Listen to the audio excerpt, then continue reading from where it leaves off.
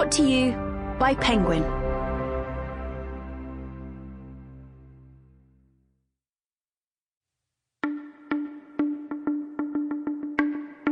Phenomena: the secret history of the U.S. government's investigations into extrasensory perception and psychokinesis.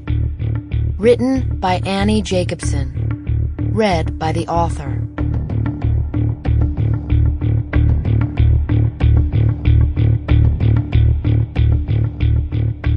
Dedication. For Kevin, Finley, and Jet. There are but two powers in the world, the sword and the mind. In the long run, the sword is always beaten by the mind. Napoleon Bonaparte. There are two ways to be fooled.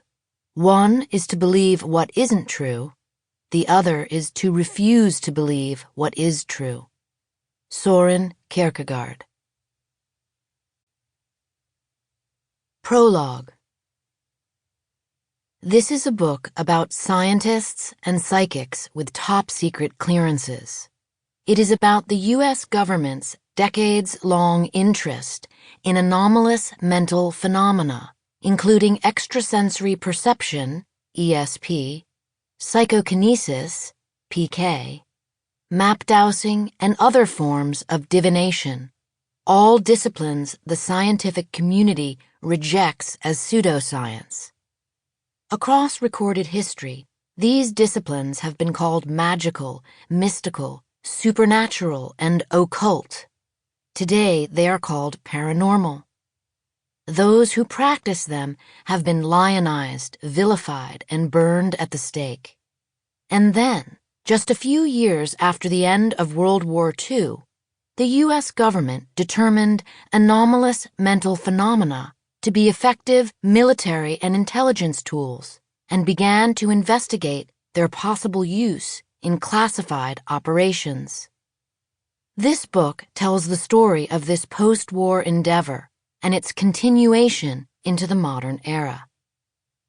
The real action began in 1972 when a small group of promising young scientists was approached by the Central Intelligence Agency to embark upon a research program involving psychics or, quote, sensitives. The work took place at Stanford Research Institute, the second largest Defense Department-funded independent research facility in the nation. The CIA challenged the scientists to first determine whether extrasensory perception, the ability to perceive things by means other than the 5 known senses, and psychokinesis, the ability to perturb matter with the mind, could be demonstrated and repeated in the laboratory. If so, the CIA wondered, how might these disciplines be best deployed against the enemy to win the Cold War?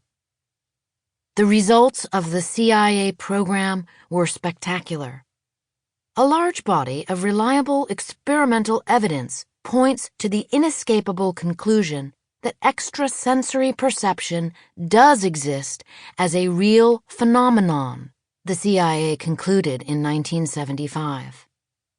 Focusing on the results, the military and the intelligence services wanted in. This included the Navy, the Air Force, the Army, including its Intelligence and Security Command, and the Development and Readiness Command, the Coast Guard, the Defense Intelligence Agency, the National Security Agency, the Drug Enforcement Administration, the U.S. Customs Service, the Secret Service, and the Joint Chiefs of Staff. Over time, numerous presidents, congressmen, and members of the National Security Council were briefed. When a theoretical understanding of the phenomena could not be found, grave tensions arose. In the post-war age of advancing technology, science has taken an aggressively hostile attitude toward supernatural or paranormal beliefs. Extrasensory perception and map dowsing are just modern names. Sample complete. Ready to continue?